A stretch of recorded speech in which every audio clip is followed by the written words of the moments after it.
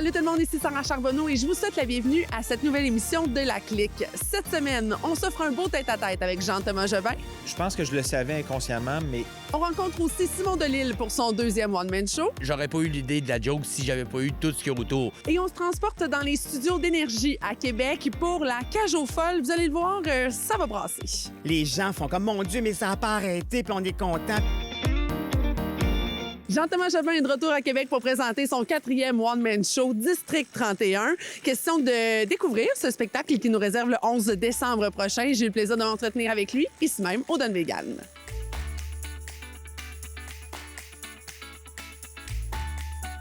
Jean-Thomas, je vois que tu es en forme. Es-tu content de te présenter à Québec pour ce spectacle qui s'en vient au Grand Théâtre? Oui, je suis bien heureux. Moi, je suis un petit gars de Sainte-Foy. Fait que c'est toujours un plaisir de jouer devant mes amis, famille et des fans qui me considèrent comme leur ami, peut-être. Non, mais c'est ça, c'est comme un supplémentaire. J'avais joué au Grand Théâtre il y a à peu près 1 an. J'ai aussi joué à Albert Rousseau. C'était super le fun. Très content de revenir au Grand Théâtre. Tellement de salles mythiques. Puis j'ai toujours du plaisir à faire mon spectacle. La tournée se passe bien. Fait que c'est peut-être ma dernière représentation à Québec à suivre. Mais si c'est la dernière, il faut pas la manquer parce que là, ce serait dommage. La vitrine d'opportunité, il faut plonger dedans. On peut pas mieux dire. Vitrine d'opportunité maintenant. Et tu l'as dit, Grand Théâtre, qui est une salle majestueuse. Le nom de ton spectacle aussi est tout aussi majestueux. Regrettes-tu d'avoir appelé ce spectacle-là District 31 d'une manière, faut dire, très déconstruite? Je te dirais que je trouve que plus je m'éloigne de point de vue temporel du moment où j'ai eu l'idée et mettons avec maintenant, j'aime encore le gag, mais je trouve que plus on avance, plus ça s'explique mal. Et donc, je me suis un petit peu peinturé dans le coin avec ça, mais je l'assume. Donc, ça fait en sorte que je trouve expliquer le titre. Bon, District 31. Là, vu que c'est un médium télé, ce serait le fun que vous mettiez l'image, là, rajouter. Vous avez un excellent monteur, là, que je sens qu'il va être capable de faire ça. Parce que, tu sais, quand on a l'appui visuel, à la radio, c'est pénible. Parce que là, il faut que j'explique que c'est un rébut, puis que c'est un jeu de mots, puis que c'est 10 visages stricts, avec 30 tasses de thé. C'est compliqué. Mais tu sais, nous, visuellement, ça se fait comme ça. Ça va être, à cause que vous êtes super fort techniquement, ça va être facile de le plaquer. Donc, je dis pas que ça rend le titre plus clair. Même quand on voit l'affiche, c'est pas clair, mais c'est-à-dire que au moins, c'est un show où je parle quand même beaucoup que je veux garder mon côté gamin parce que je veux pas que mon côté adulte l'emporte, tout ça. Donc, pour moi, c'est un jeu de mots, un rébut qui parle quand même de mon show parce que c'est très gamin comme affiche. Spectacle est quand même plus personnel, je dois dire, que tes 3 précédents. Comment tu fais la distinction entre le Jean-Thomas, je vais dire absurde, qui a son personnage bien établi depuis toutes ces années, et l'homme qui, j'ai l'impression, prend un peu plus de place dans ce spectacle-là? Je pense que c'était aussi un souci créatif de ma part, c'est-à-dire que en participant à beaucoup de podcasts, où je suis en moi-même, c'est-à-dire que je suis moins dans un personnage, je raconte des affaires basées sur ma vie en podcast. Je me suis rendu compte que ça résonnait auprès des gens, puis je me suis dit, peut-être que c'est une avenue que j'ai envie d'explorer, c'est-à-dire qu'un artiste, ça sonne prétentieux, un artiste, mais un humoriste, ça a le souci en tout cas, moi, un de mes soucis, c'est de me renouveler sans trop me dénaturer, c'est-à-dire que pour moi, la zone créative, exploratoire, de parler de moi, de raconter un peu aux gens qu'est-ce que j'ai vécu ou que je prenne ma lecture ironique sur certaines situations et que je fasse un peu de l'humour d'observation, mais à ma couleur. Je l'avais pas fait, donc je pense quand même que ça reste dans l'univers absurde, mais avec peut-être une touche un peu plus personnelle où je suis un peu moins dans mon personnage. Il y a un peu plus d'un clin d'œil complice avec le public, puis je raconte plus de choses basées sur ma vraie vie, même si les gens en sortant vont comme « c'est sûr que ça s'est pas arrivé », je fais comme « oui ». Pour vrai, quand je parle au jeu puis que j'installe un récit dans le show, c'est complètement vrai, sinon je ne l'aurais pas mis dans mon show parce que je me serais senti imposteur. C'est une forme de tromperie. Pour moi, si je raconte quelque chose de vrai, c'est tout vrai, sinon je le raconte juste pas. J'aime beaucoup comment tu l'apportes. Puis, est-ce que tu pourrais dire que peut-être le décès de tes parents est venu changer cette perception-là de ta personne face au public, puis de ton rôle dans ta créativité? C'est possible. C'est-à-dire que je pense que la genèse de ce numéro-là spécifiquement, excuse-moi, je t'ai accroché le pied, je faisais pas du feed flirting, c'était par inadvertance. Mais On a fait un accident en 2024. mais t'as-tu trouvé ça quand même? En fait, c'était même pas moi, c'était la table. Ah! Parce que j'allais te demander, t'as-tu trouvé que c'était une caresse quand même agréable? Si ça avait été moi, j'aurais aimé ça. C'est ça, mais là, on demandera à la table après l'entrevue ce qu'elle en a pensé. Donc, je pense que j'avais le souci de continuer à faire résider mes parents en moi. Ils le sont au quotidien, mais j'avais envie aussi de faire ce leg-là pour mes fans. Et c'est un peu égoïste en même temps parce que quand je parle de mes parents sur scène, je les sens présents en moi et je pense que c'est des anecdotes que mes parents auraient trouvées drôles et qu'ils auraient voulu que je raconte sur scène. Donc, je pense que c'est de cette façon-là que ça m'a influencé. C'était comme, hey, j'ai envie que créativement, mes parents aient une forme de leg. Et là, bon, ça, c'est par rapport à ce numéro-là spécifiquement, mais même en général, je pense que ça a ouvert les écluses de j'ai envie de partager un peu plus. Et je pense que les podcasts, le décès de mes parents, Big Brother, où les gens m'ont connu sur un aspect un peu plus tangible sur qui je suis, tout ça a ouvert un peu ces portes-là où je pense que les gens maintenant ont compris la convention de OK, on comprend un peu plus c'est qui la bébite derrière, puis on est prêt à s'amuser avec lui, avec son vécu.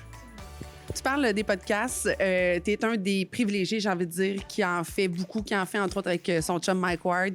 J'ai l'impression que c'est une nouvelle porte d'accès maintenant, depuis les dernières années, d'un public aux humoristes et vice-versa. J'ai l'impression qu'il y a du monde qui peut-être jamais aurait été vous voir en salle, mais qui ont maintenant accès à vous et qui peuvent ultimement arriver en salle. À tes yeux, est-ce que ça change la dynamique du marché actuel en humour? Est-ce que ça change peut-être aussi la manière dont les gens travaillent? La manière dont les gens travaillent, assurément. Moi, les podcasts ont changé ma façon de faire. C'est-à-dire qu'en début de carrière, jamais je serais allé sur scène avec, mettons, pour roder une idée. C'est-à-dire que j'arrivais avec un texte appris par cœur à la virgule près, puis c'est de même que je me sentais dans mes pantoufles. C'était comme ma soupape de sécurité, c'était de savoir mon texte par cœur, de savoir que j'ai des gags. Je savais pas si mes gags allaient marcher, mais je savais que j'avais un texte, puis je savais où je m'en allais. Maintenant, ça m'arrive d'aller valider une idée d'un truc que j'ai vécu ou que j'ai observé, que je trouve drôle, et là, je vais dans une soirée d'humour et je teste si l'idée fonctionne. J'ai une petite trajectoire dans ma tête, mais j'ai pas de texte écrit. Je veux juste valider si c'est drôle. Je le justifie avant. Hey, j'ai envie de savoir si ça amuse juste moi, cette affaire-là. Puis là, si je vois que j'ai des rires ou que les gens aiment l'idée, là, je vais aller plus écrire le numéro. C'est-à-dire Aller peaufiner ton idée. Peaufiner, c'est-à-dire trouver des façons que la chute d'une phrase soit le mot le plus drôle pour déclencher le rire. Mais ça va juste être comme une solidification d'une idée que je pense qui marche. Et ça, c'est les podcasts qui m'ont ouvert cette avenue-là. Par rapport à l'aspect stratégique, je pense aussi que c'est une avenue que... Ben, moi, je participe, je suis comme toujours l'invité. J'ai eu mon podcast à moi, En route vers tout Survivor, qui a stoppé à la pandémie. Je pense que si j'avais mon podcast à moi, peut-être que ça serait plus stratégique. Donc, je suis peut-être pas assez stratégique en étant juste invité sans arrêt, mais en même temps, en étant sans arrêt invité, ça finit par faire l'équivalent parce que je suis un peu partout.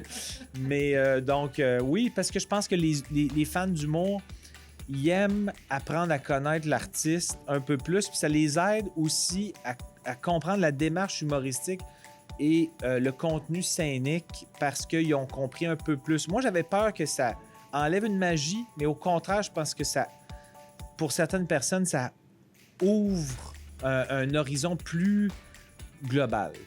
Je pense que ça crée le sentiment d'attachement aussi, qui est quelque chose de le fun puis d'intéressant. En terminant, Jean-Thomas, la fille, elle continue jusqu'au bout. En terminant, on se disait hors caméra tantôt que tu avais travaillé comme caméraman à ici à Québec, dans tes tout débuts, pendant tes études au CRTQ. Est-ce que le garçon de l'école de l'époque, en fait, le jeune homme de l'époque, pensait des années plus tard se rendre où tu es aujourd'hui avec ce 4e spectacle que tu nous présentes en décembre? Assurément pas. C'est-à-dire que moi, je me suis beaucoup laissé aller à l'effet domino de la vie. Ça sonne très poétique, et ça l'est. Mais c'est-à-dire que moi, c'est l'écriture humoristique qui m'a appelé en premier. Le volet de technicien, de caméraman, je pense que je voulais explorer c'est quoi les dessous de la télé, mais c'était plus pour un bagage global sur les médias. Mais non, en fait, je savais que j'avais envie d'écrire de l'humour, mais je savais pas que c'était moi qui serais mieux placé pour le défendre. En fait, je pense que je le savais inconsciemment, mais à cause de mon côté introverti et gêné, c'était comme pour moi une façon de « OK, ben je vais faire de l'humour, mais sans me commettre autant. » Puis à un moment donné, quelqu'un m'a dit « Hey, pour vrai, c'est toi qu'il faut qu'il joue tes gags. Arrête d'éviter, tu fais de l'évitement. » J'ai fait « T'as raison. » J'ai arrêté d'éviter. Et là, j'affronte mon 4e spectacle.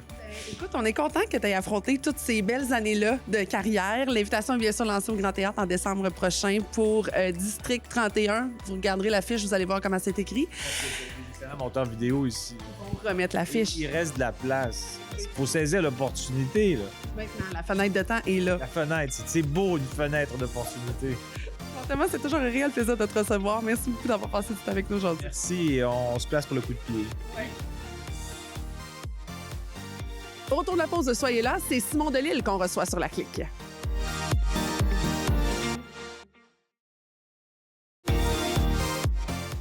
C'est un bonheur pour moi aujourd'hui de retrouver Simon Delille, ici même à Québec. Simon, comment ça va d'abord? Ça va très bien, toi-même. Ça va très bien, merci. Quelques heures qui te mènent à ta première ici à Québec. Je sais que la première à Montréal a super bien été.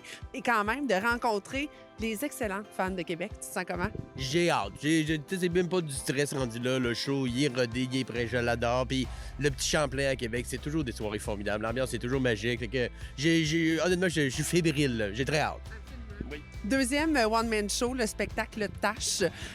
Spectacle, j'ai envie de dire, où, oui, tu vas parler de toi, où tu vas parler du monde aussi, parce que des tâches, il y en a pas, puis à peu près.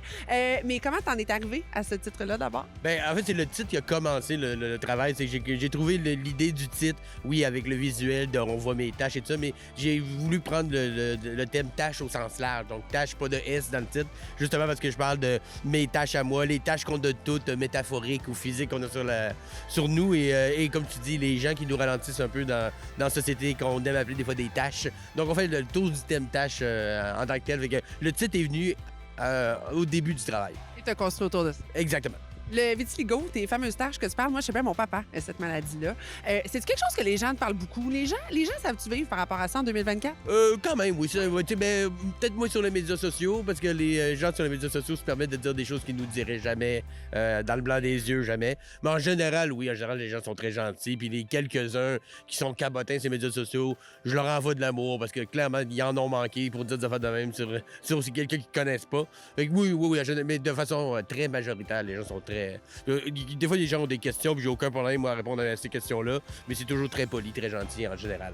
C'était-tu important pour toi d'aller de manière plus personnelle dans ce deuxième spectacle-là? Ben oui, puis tu sais, le premier show pour un humoriste, je pense que la majorité des humoristes pourraient le dire, c'est un show que t'as écrit toute ta vie. Tu sais, dans ton premier show, tu vas piger dans tous les numéros que t'as déjà fait, tu fais une espèce de courte pointe, un genre de greatest hit, si on veut. Le deuxième, on repart on commence, on coule une nouvelle dalle, puis on fait une fondation. Fait que oui, c'est un show plus personnel, puis dans les dernières années, avec la pandémie, j'ai consulté un psychologue, j'ai gratté des bobos que je ne savais pas avoir. Donc, puis moi, dans ma vision des choses, il n'y a rien de plus drôle que la tragédie dans la vie. Fait que même une bonne comédie, là, si vous regardez un film drôle d'un point de vue froid, c'est assez tragique d'habitude. Là, fait que parler des bobos, parler des malheurs avec humour, je pense que ça rejoint beaucoup les gens. Puis c'est là-dedans que je suis allé beaucoup dans le deuxième show. Il faut dire que tu abordes, oui, le côté, je vais dire, autodérision, le côté qu'on est capable de rire de soi-même, qu'on peut être résilient, mais qu'il y a aussi ses mauvais côtés à ces belles qualités-là, j'ai envie de dire. Pourquoi c'est important pour toi de plonger dans ce petit côté-là un petit peu plus noir? Ben parce que peut-être j'ai une maîtrise là-dedans. L'autodérision, ça fait partie de mon canevas depuis que je fais de l'humour et tout ça. Donc je pense que j'ai une certaine expertise là-dedans. Puis en ayant fait un peu le tour de la question de l'autodérision et de la résilience, j'ai décidé de creuser à savoir pourquoi je fais de l'autodérision tant que ça, qu'est-ce que j'essaie de cacher, quel deuil j'ai pas fini par rapport à ça. Puis je pense qu'il y a la vie aussi, l'âge, la maturité dans mon écriture. C'est pas des thèmes que je me serais senti à l'aise d'aborder il y a, mettons, 10 ans. Là, aujourd'hui, je suis papa, j'ai une carrière depuis 15 ans. Je peux me permettre, je pense que ma plume et ma vision des choses est assez affûtée pour aller dans des thèmes plus sensibles. Tu parles de ta carrière depuis 15 ans. Il y a des gens qui ont l'impression que tu es sorti de l'école de l'humour il y a 3 jours. Et pourtant, tu as écrit beaucoup. Tu écrit pour plusieurs. Notre collègue Babu, tantôt, faisait des jokes à l'effet que toi, quand Comédia passe à la télé, tu caches. Mais c'est quand même une belle fierté, quand même, que tu peux avoir d'écrire pour autant de personnalités. Même en musique, tu travailles avec les gars des Deux Frères. C'est-tu un beau pendant à ta carrière que tu aimes et que tu apprécies?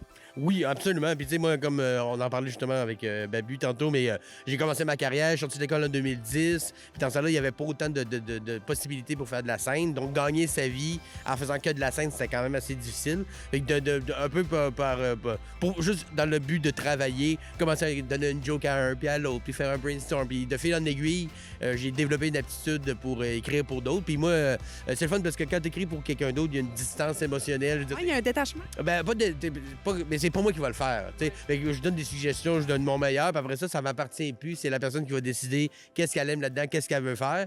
Fait que ça, pas que je m'en fous, mais c'est comme c'est reposant pour moi pour écrire pour d'autres. C'est vraiment pas le même.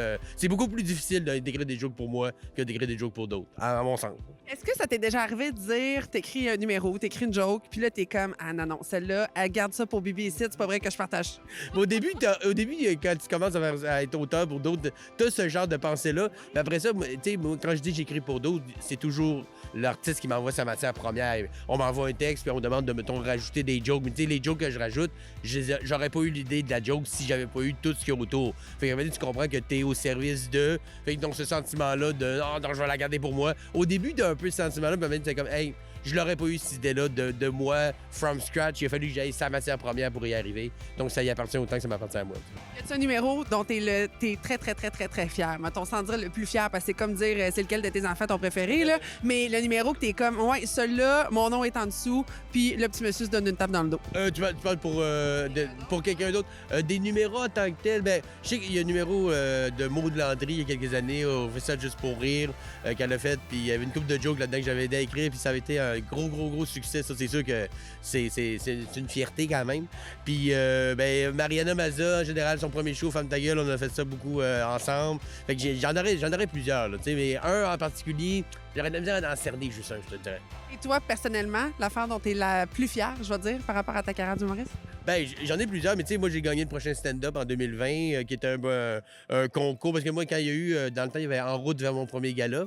J'avais fait une année, puis j'avais pas pu le refaire parce que j'avais fait un gala entre-temps. Avec le prix étant de faire un gala. Quand t'avais fait un gala, t'étais exclu. Fait que quand ce concours-là s'est présenté, moi, j'ai aucun problème avec la compétition. Il y en a qui aiment pas ça, des rivalités, compétition. Moi, j'ai pas de problème avec ça. Tant que c'est fait sainement, là, je suis un bon compétiteur, mais pas, tu sais, aussi très, très bon joueur, très bon perdant, très bon gagnant.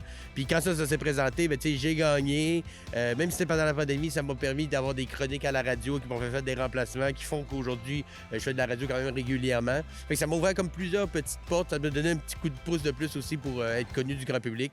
Fait que c'est sûr que ça a été quand même un événement assez important dans ma vie.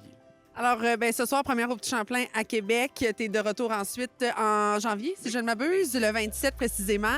Qu'est-ce que je te souhaite pour ce nouveau spectacle-là, le spectacle de tâches? De continuer d'avoir autant de fun à le faire que j'en ai en ce moment. Oui. C'est parce que, oui, les thèmes, oui, les sujets que je veux aborder, mais je veux avant tout que les gens rient. C'est un show d'humour. Si tu sors de mon show et t'as pas mal au ventre, mal à la face, ben j'ai échoué, peu importe le moral que j'ai voulu t'amener, si t'as pas ri. Puis à ce moment, je dirais que j'ai réussi mon pari de faire rire les gens, puis j'ai du fun à le faire, les gens ont du fun à l'écouter. Depuis le début de la tournée, c'est ça. Fait que, bon, ton souhait va être juste que ça continue comme ça. Alors, on va te souhaiter de faire mal au visage des gens comme ça à travers tes spectacles. T'es le bienvenu quand tu veux. Simon, c'est toujours un plaisir de te recevoir à Québec. Plaisir partagé, merci beaucoup. Restez là parce qu'au retour de la pause, on reçoit Marcel Leboeuf et Alex Perron pour La Cage aux folles.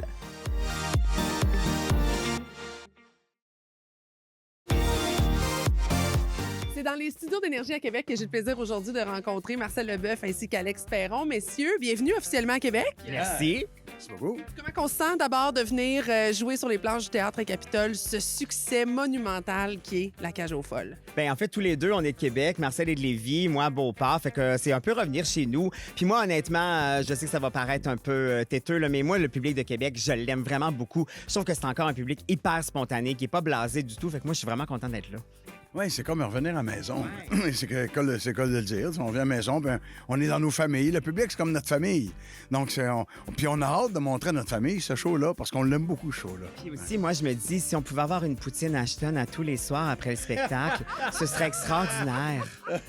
La demande est officiellement faite. On va passer le message, Alex. Mais il faut dire que ce succès-là, vous l'avez présenté déjà en famille à Montréal, près d'une trentaine de représentations du côté du Théâtre Saint-Denis.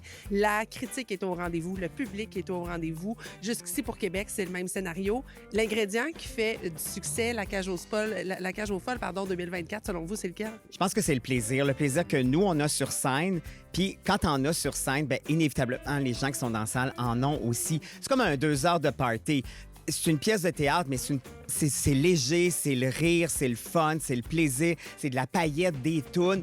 Je trouve que c'est le bon ratio en ce moment.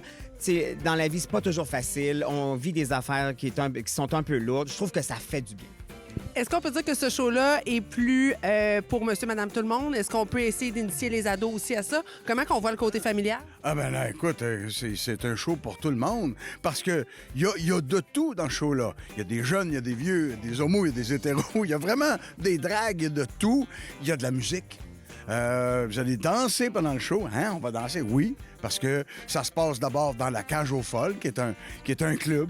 Alors, il y en a vraiment pour tout le monde. Et ça se passe en 1978, donc musique de cette période-là. On fait découvrir des affaires à du monde. C'est tout des hits qu'on joue, là. Fait que c'est vraiment avec les dragues, c'est les robes, les couleurs. Ah non, ça fait du bien chaud, là. Nous autres, là, on casse. C'est une thérapie, c'est pas compliqué. Puis le côté cabaret, on en parle, Marcel, mais c'est quelque chose qui est vraiment trippant. Puis Joël Legendre a décidé d'amener ça à un nouveau niveau, même à un next level, comme on dit en bon québécois, pour l'édition 2024-2025. Parce que dès qu'on met le pied dans la salle, on met le pied dans le cabaret. Oui, exactement. En fait, les 4 rôles de drague, elles étaient déjà dans la pièce de théâtre. Mais Joël a eu la brillante idée de, comme on joue dans un cabaret, vous allez entrer dans le Capitole et c'est les dragues qui vont vous accueillir comme si vous arriviez dans la Cage aux Folles. Il y a un spectacle qui commence avant de monter à l'étage où nous, on a notre appartement. Et à l'entracte, c'est comme si on redescendait dans la Cage aux Folles. Un long medley disco de 18 minutes. Les gens se lèvent, ça danse. Et après, on retourne en haut pour poursuivre la pièce de théâtre. Ce qui fait que pendant 2 heures de temps, c'est non-stop. Il y en a pour tout le monde. Puis on le sait, on l'a vécu, là, ça fait 30 fois qu'on le fait. Les gens font comme, mon Dieu, mais ça n'a pas arrêté, puis on est content. Puis oui, il y a la pièce, mais c'est mélangé avec ces dragues-là. Puis je pense que ça amène la pièce ailleurs, autrement, parce que c'est une pièce quand même qu'on connaît. On connaît le film aussi. Fait qu'on dirait que c'est comme un peu l'avoir dépoussiéré, je pense. Puis, notre amour du show, puis notre amour entre nous, la gang, fait que le public le ressent, ça. C'est une affaire d'amour, ça. Ah non, regarde, c'est formidable. C'est un gros trip. Mais c'est aussi un gros groupe Facebook, là, Marcel. Je veux savoir comment va ta maîtrise de Facebook. Parce que je sais que des fois, pour les gens de ta génération, on le maîtrise un peu moins, mais là, il paraît que t'adhères très bien. Bien, c'est-à-dire qu'on me l'a montré. On m'apprend beaucoup de choses en ce moment. Je suis le crayon le moins aiguisé de la boîte. Pas vrai. T'es menteur, Marcel, parce qu'on a un groupe, La Cage aux Folles. Marcel est un de ceux qui poste le plus. On a eu 2 semaines de congé dans la période où on était à Montréal. Puis, à un moment donné, il est arrivé déguisé avec une robe de sa blonde, une perruque. Il s'ennuyait de nous autres. Fait que c'est pas vrai. Il maîtrise très bien le média social. Et ma blonde de dire, hey, tu vas étirer mes robes. Et là, la question qui tue, est-ce que t'as essayé ces talons hauts? Oui, madame. Comment t'as trouvé ça? Hey, je me débrouille très bien. Je porte un moment donné, des talons. Je me débrouille très bien. Oui. Parce que la dernière fois que j'avais porté ça, moi, j'avais 3 ans. C'était soulier à ma mère. Fait que, tu sais. Mais non, je me débrouille bien. Oui, il est bon. Il tombe plus maintenant.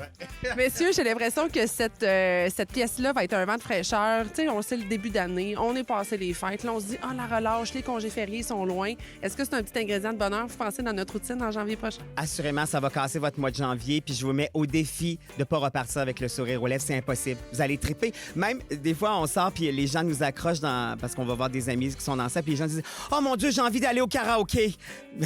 Fait que donc, ça marche, ça marche. J'adore ça. Oui, les érables vont couler avant le temps. On prend bonne note. Alors, je poserai pas plus de questions. On va quand même prendre bonne note pour la poutine Ashton. Et messieurs, la prochaine fois, on se voit dans un karaoké. Comme ça va être bon. Parfait. Excellent.